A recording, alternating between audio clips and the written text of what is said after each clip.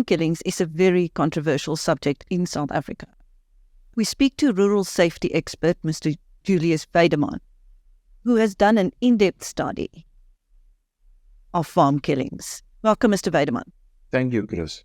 Mr. Weideman, is there any evidence to suggest that farm killings are politically motivated?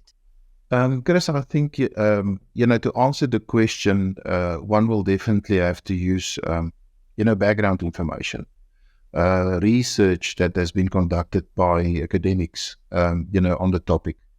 And in that regard, I specifically refer to, papers from Professor Rudolfsen from the University of South Africa, Professor Anthony Minnaar, Dr. Willie Clark, also from the University of South Africa, as well as Dr. Johan Burger from the Institute for Security Studies. The important aspect there is that even with reference now to program that was aired on KykNet, I think on the 13th of August, on farm killings and farm murders, Professor Rudolfsen is there on record for saying that he didn't find any proof that will substantiate, the contention that farm killings per se are, politically motivated. So the thing is that the remarks that he made in that program, was that the motivation or the motive, for people committing farm killings and farm murders is basically, motivated by crime, by greed. People commit these crimes to actually rob people of their valuables or firearms and money. But then if you look at, the crime statistics that was released last week, the unemployment rate in South Africa at the moment is 32.6%. So socio-economic challenges will always contribute to crime, whether you're in a metropolitan area, whether you maybe on a farm, in a rural community. So one are not saying, that it's not politically motivated. On the one hand, you have to deal with the socio-economic challenges, where the motivation or the motive is purely greed. But one will also be, in my opinion, completely ignorant if you disregard the history, the political history of crime in general on farms and in particular farm attacks. There's sufficient proof and evidence that in many instances, there's incidents of crime, but then it goes hand in hand with brutal and barbaric assault, rape, and even murder of people. And it doesn't relate to the crime itself. So, for instance, a person is robbed on his farm, then why for 5 hours, following the incident, the main crime itself, robbery, why is it that people are subjected, to these barbaric assaults and rape and murder? Landelike Beveiliging South Africa, or translated to Rural Safety South Africa, is a apolitical organization, and we definitely aim to get behind the reasons of crime in the rural communities, because that will inform our response, how to address the risk and how to minimize the detrimental consequences to the economy. But having said that, for us, it's the main focus area, and the primary objective is to, first of all, prevent loss of life, and then injury to any person, irrespective of what the motive, may be of the perpetrator. But in my personal opinion, it definitely needs to be much more in detail researched, to come to a conclusion. But in my opinion, I think, that there's evidence suggesting that some of the crimes on the farms can be politically motivated. Now, as a former state prosecutor and brigadier in the police force, you did provide legal support to a committee that investigated farm killings, and that committee was established by this government after the elections. Can you tell us what that committee found? Chris, that committee was founded. I joined the South African Police Service in 1996. I was transferred basically from the Department of Justice, where I served as a public prosecutor. In 1996, the first Minister of Police at the time was Minister Steve Tshwete. he did establish a committee, and the instructions or the mandate to the committee was to investigate, crime others, and specifically then also, to give him feedback in respect of the motive and whether there's any proof that will substantiate the contention that farm others following the 1994 elections were politically motivated. The then Attorney General of the Northern Cape, Advocate Charles du Plessis, he was the chairperson of the committee. I was only involved in providing, legal assistance, administrative support to the committee. I can't even remember the other committee members.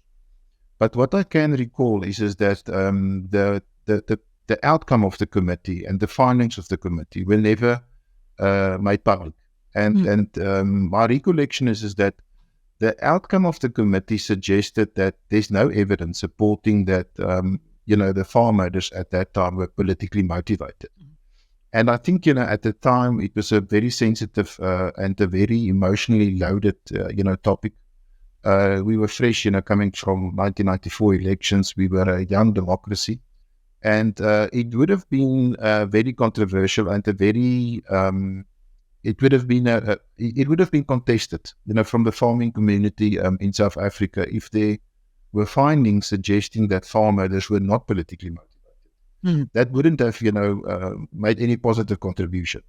And I think that was probably the main reason why the committee never, or the findings of the committee were never released. I see. So you've now founded an organization called Landelike Beveiliging, Rural Safety South Africa. What are its aims? The first priority is the preservation of life. If you look at the Constitution and you refer back to the Constitution, the South African Police Service is mandated to not only make people feel safe, but they must be safe. And that unfortunately doesn't happen. So the objectives and the aim of Landelike Beveiliging is quite wide. But the main aim is basically to support the South African Police Service in fulfilling its obligations. The constitutional obligations. And what we aim to do is basically to start off with the emphasis on personal safety. And for that reason, we focus on the use of technology to establish an electronic monitoring platform that will enable a person that are in danger, to send a distress signal to an operational control center. Once the distress signal is received in an operational control center, you can activate an action plan, to assist those people that are in need. One of the other initiatives will, for instance, be to focus on security initiatives that will enhance, visible policing, crime prevention strategies. Another focus area will be to enhance and develop, security initiatives that will help people to communicate, even if it's only by using handheld radios or GSM, cell phone technology. We also make provision, for instance, for the investigation of crime and to assist, the community in the investigation of, to get the matter court ready, to go to court, to prosecute perpetrators. And then, of course, also to assist communities in respect of risk assessments, to assess threats and to make recommendations and assist, the community to introduce measures to mitigate risks. But the focus at this very point, because of the state in which the farming community are at the moment, they are under attack. So at the moment, the focus area is basically, to create a platform for people to communicate when there is a farm attack or crime in general in the rural communities. Have you engaged with the police on this? Yes. I had fairly high-level discussions with police already on national level. If I say, with high-level people on national level, the people at the police, responsible for the specific program on the budget, rural safety. And the purpose for that meeting and engagement was basically, to get a direction of the way forward. And fortunately for us, we established Rural Safety, or the non-profit company was only registered this year during March or April. But the National Commissioner, issued a national instruction, 6 of 2000, making provision for public-private partnerships, basically. And they recognize and they know that they will have to rely very strongly on the assistance and the buy-in from the community if we are serious, to combat crime in general. So that national instruction is a tool and a mechanism that makes it possible for institutions, and companies like Rural Safety South Africa to enter into an agreement with the police. First of all, maybe by starting on your local level, your station level, later on your district level, then your provincial level, and hopefully, we will enter into a formal agreement with national police or national level. So that is basically where we are aimed at. Now, why has rural safety deteriorated so badly over the years? I think there's a number of reasons for that. If you look at some of the authors that I refer to, they also make reference to that in their academic papers.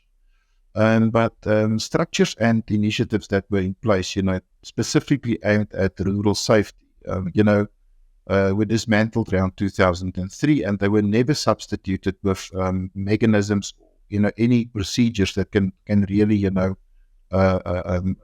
fill the gap. Yeah, I'm referring specifically to the old commando system, and I'm referring to the rural safety strategy of the South African Police Service. Now, the rural safety strategy of the South African Police Service is an excellent document. It's an excellent idea, but the execution is a challenge. And the execution is a challenge in respect of various reasons. If you look at the Rural Safety Summit that was hosted by the South African Police Service last year, I think it was June in Paris in the Free State. Free State agriculture at that time already indicated that the biggest challenge lies in the fact that the police has got budget constraints. And then at the same time, Transvaal Landbouunie made the point to say that there's no action plan to actually support the successful implementation of the rural safety strategy. And the biggest challenge in respect of the rural safety strategy, and the reason why it's maybe with mixed success, implemented, is the fact that there's shortcomings in respect of crime prevention. You can't expect people on the farms, to use their own resources to patrol vast areas, to increase, say, for instance, visible policing. And that is where the problem lies. We must be able to put measures in place aimed specifically and designated specifically to deter criminal activity, and then also put measures in place to effectively and swiftly respond in the event of an incident. So that is basically where the biggest challenge lies. The thing is that in big metropolitan areas, you've got the police that can rapidly respond. You've got security companies that can respond. But what do you do, in areas 50 and 60 and 70 kilometers, from the nearest police station? So basically the biggest challenge lies in the fact that I think they've got, the police has got financial constraints. And then, of course, whatever they put in place is not effectively, rolled out or monitored. Now, in which areas are you already operating? We serve a number of clients in the Waterberg district. So if I say we serve a number of clients, farming community, clients staying on farms. And in those areas, we successfully implemented, an electronic monitoring platform by either using, for instance, GSM technology, where persons enter the distress signal, using, normal cell phone technology. And we've also have a number of clients where there's no cell phone reception, where we monitor panic signals by using UHF radio transmission signals. So there's possibilities. We often get to farmers and they say to us, listen, but there's no cell phone reception. Then we say, but that's not the end of the world. We introduce and use a UHF radio transmission, to send signals via radio repeaters. And, so basically, and that works perfectly. The thing is that we must just now basically, whatever we do in the Waterberg district, the aim is to do that successfully here and to then make, the basic principle, available to other communities as well. So do you want to expand nationally? Definitely, yes. We want to expand nationally, and that is the reason, if we look at the national instruction of the police that I issued recently, that will be a perfect mechanism, for businesses to become involved in rural safety. Because there's a number of private institutions and initiatives. I'm referring, for instance, to, Business Leadership South Africa, Business Against Crime. Those institutions or companies, they focus on the fighting of crime, but predominantly in metropolitan areas. And, very little is done in the respect of rural safety. So our idea is basically, to get big role players on board, and then to assist the community, to empower themselves and to look after themselves. You say Landelike Beveiliging SA is a non-profit organization. So how will the funds be managed? Chris, thank you. It's an important question, because I think, prospective donors must be put at ease that the donations that we receive will be used for the intended purpose. So first of all, there's the legislative framework, that regulates non-profit companies. And then we also successfully applied to obtain public benefit organization status. And then also tax exemption, Section 18(8) tax exemptions from the South African Revenue Service. But we've approached, a reputable investment company, Vision Group, Davie Rood specifically, and we've asked him, to come on board, and be responsible to give proper advice in respect of the investment of money, to ensure financial sustainability. And then also, as an oversight, to make 100% certain that if there's questions in respect of transparency and the use of the funds, that we are covered on that basis as well. So prospective donors can be assured, that money that will be donated to Rural Safety South Africa, Landelike Beveiliging South Africa, will be used in a transparent way, to achieve the objectives of the company. Thank you. That was rural safety expert Julius Weideman of Landelike Beveiliging South Africa speaking to BizNews. Thank you.